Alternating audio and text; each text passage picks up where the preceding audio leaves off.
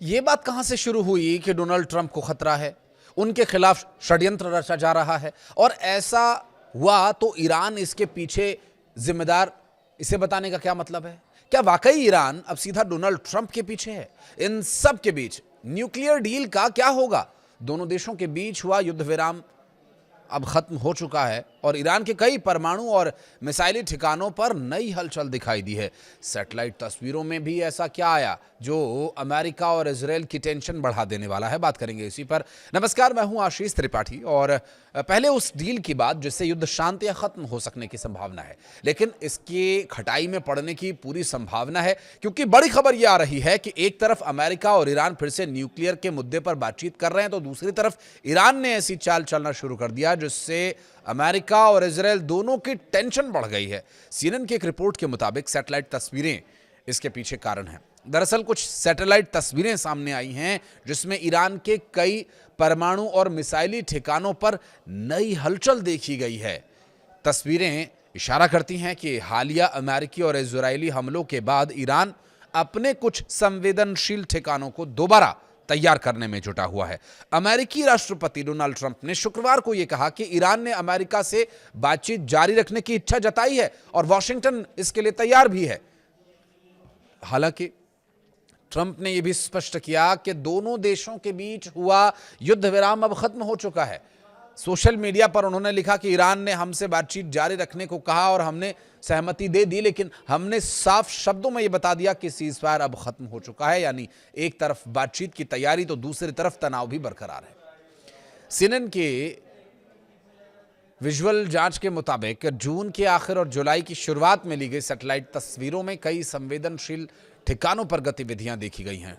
सबसे ज्यादा हलचल पारचिन सैन्य परिसर के तालेगान 2 इलाके में नजर आई। एक्सपर्ट्स का यह मानना है कि पहले यहां परमाणु हथियारों से जुड़े कार्यक्रम और उनसे जुड़ा सामान रखा जाता था। 22 जून और 7 जुलाई की तस्वीरों की तुलना करने पर पता यह चला कि जिन हिस्सों को अमेरिकी और इजरायली हमलों में नुकसान पहुंचा था वहां पुनर्निर्माण और मरम्मत का काम शुरू हो गया है।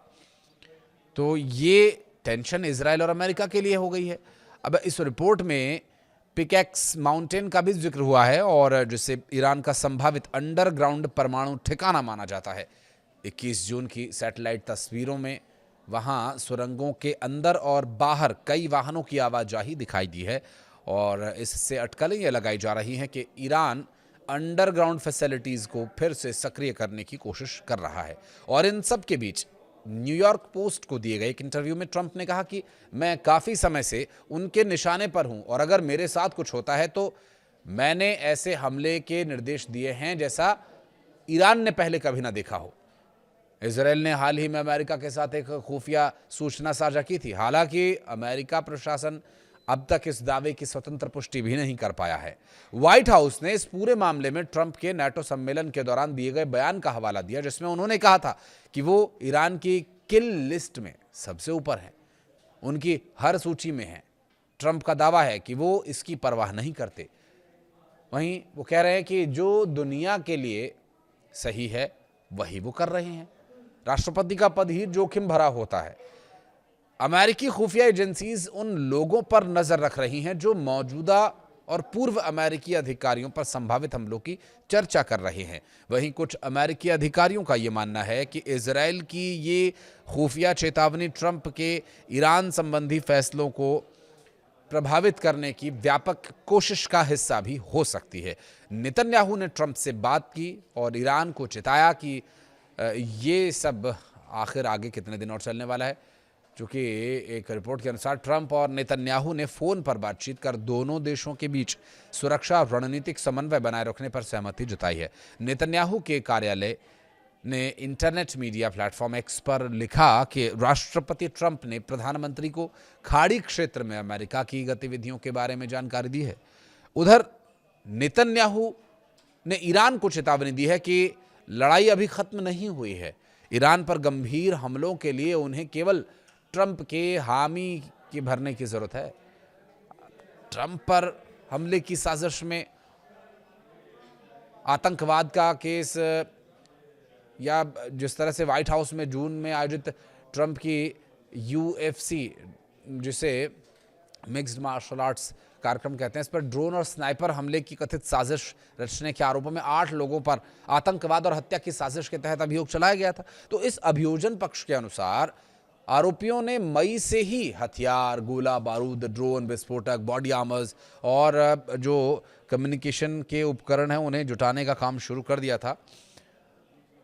जबकि इस तरह की परिस्थितियों से निपटने के लिए डोनाल्ड ट्रंप की सुरक्षा में लगे सुरक्षा अधिकारी तो पूरी तरह से अलर्ट रहते ही हैं, लेकिन एक तरफ जो परमाणु हथियारों को लेकर के, परमाणु समझौते को लेकर के चर्चा चल रही है, तो वहीं इस तरह की चर्चाओं के बीच डोनाल्ड ट्रंप को जिस बात की आशंका है, ईरान की तरफ से ऑफिशियली अब तक कुछ भी ऐसा नहीं कहा गया है। और जाहिर है, हालांकि इस तरह के मामलों में ईरान की तरफ से पहले भी खुले और साफ शब्दों में जो कहा गया वही किया गया। ईरान कोई खुफिया साजिश या षड्यंत्रकारी गतिविधियों में संलिप्त रहने वाला देश है नहीं।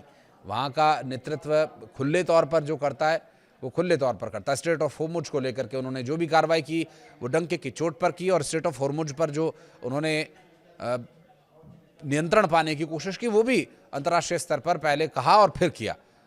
तो ट्रंप को जिस बात की आशंका है, ये क्या इजराइल की तरफ से दी गई सूचना है या अमेरिका को इस बात के लिए राजी करना कि इजराइल चाहता है युद्ध जारी रहे। अमेरिका गाहे बगाहे कभी कभी युद्ध खत्म कर देने की बात कर देता है, तो क्या ये सब एक साजिश का हिस्सा है?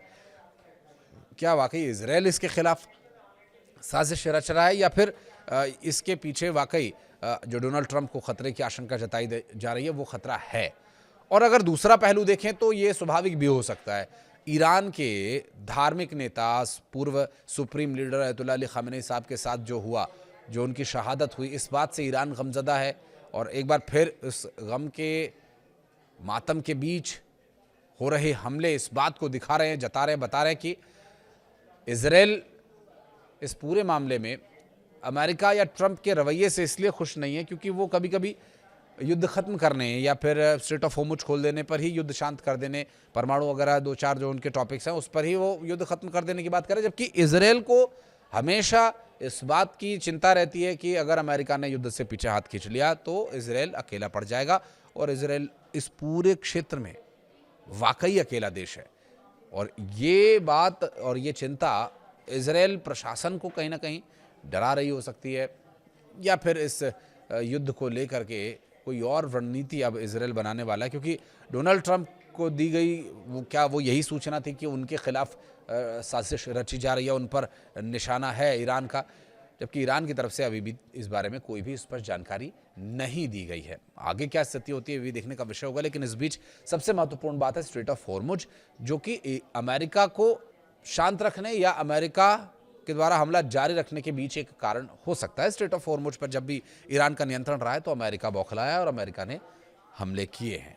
बहरहाल इस पर अब क्या कोई रणनीति, कोई बीच का रास्ता निकल पाएगा, ये देखने का विषय हो। कुछ कहना चाहें तो कमेंट सेक्शन में जरूर बताइएगा। वीडियो को यहाँ तक देखने के लिए बहुत धन्यवाद।